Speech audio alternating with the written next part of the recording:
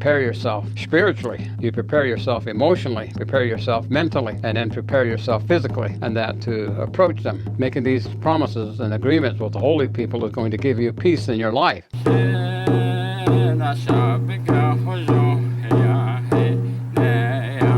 the traditional teachings of our people, at various times in relaying the story of our relationship with the holy people, it has been that there have been certain agreements and promises made by the holy people and by the Ne. And so those are very important.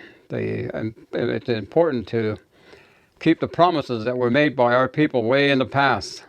Our grandfathers done is the way we say in reference to our old people. And we shared one about the time when the idea of being able to converse with them had to be done through the means of prayer.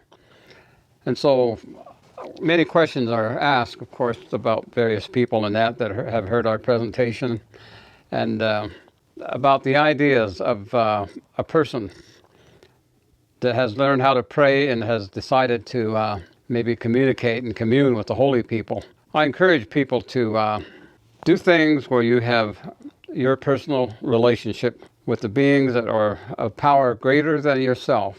And it's very important to have that relationship on a one-on-one basis. The communication line is, of course, through the instrument of prayer.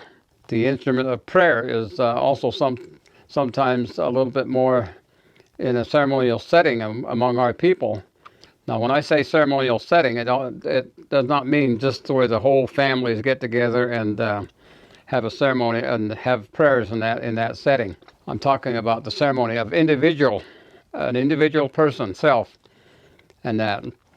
I know when I've gone to the sweat lodge with some of my relatives and that, even though we're in a group of men, that we each individually have certain things that we want to receive information about.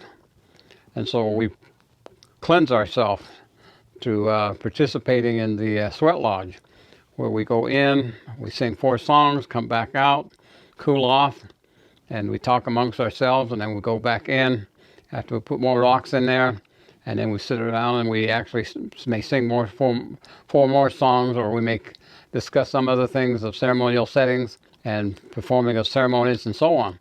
And then come back out, and we repeat this process 4 times.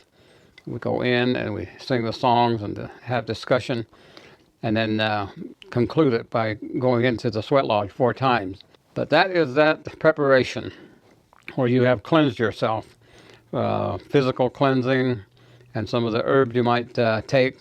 These herbs are just, like even sage tea and some other herbs and that you might enjoy using. And it cleanses you as you sweat through the pores and so on.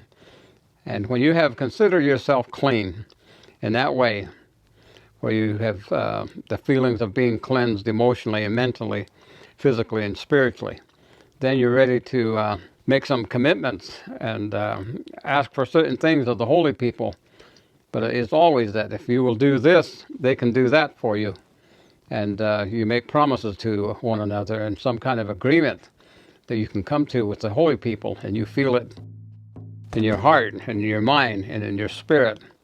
And then eventually you feel it in your physical environment and your physical activities and your physical being in this world.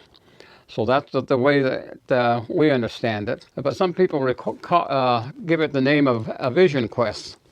And a vision quest is the name that is given probably by other tribes and that, the way that they would go into isolation and be there for a period of time.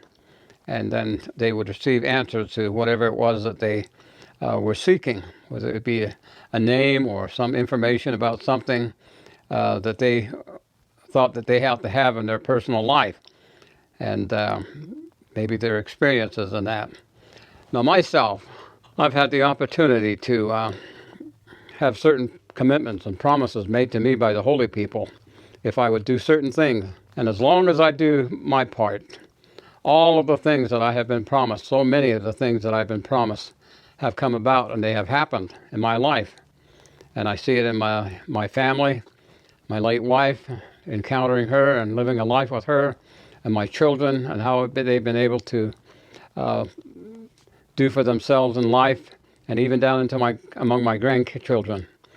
And so these promises were made to me, and they are fulfilled in many ways in that.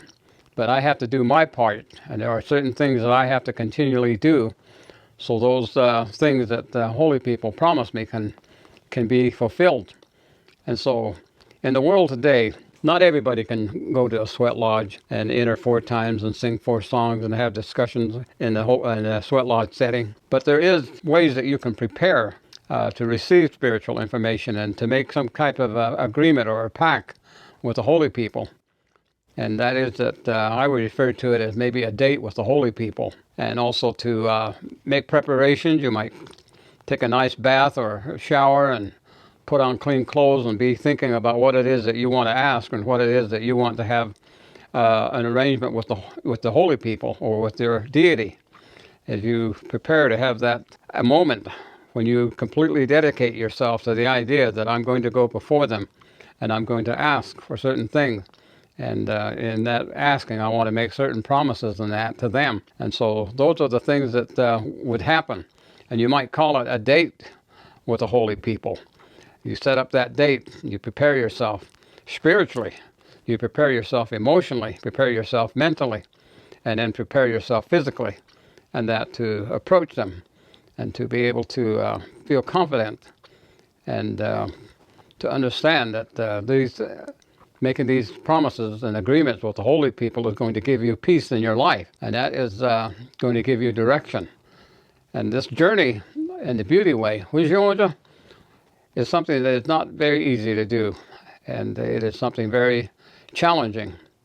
Even the idea of having joy. Joy is a spiritual thing, very much spiritual.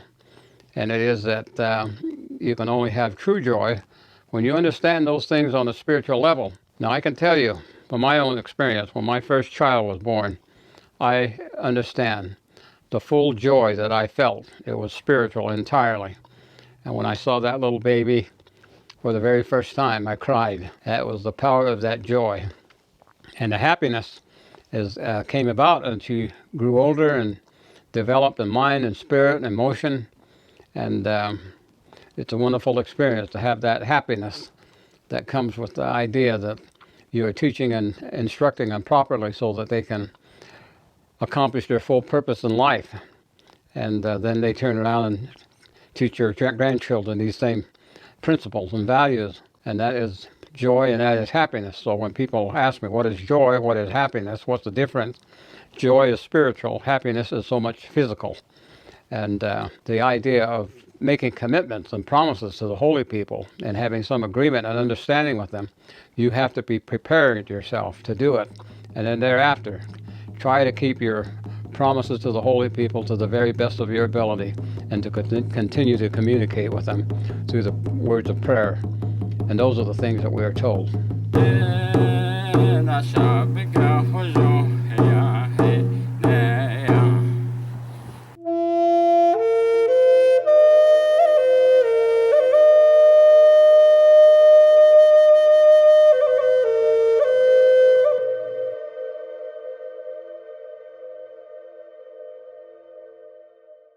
Hey, thanks for watching our videos. If you like what you see, don't forget to subscribe and hit that notification bell so you never miss one of our uploads. Also, head over to our website, NavajoTraditionalTeachings.com. Sign up for our email list. Okay.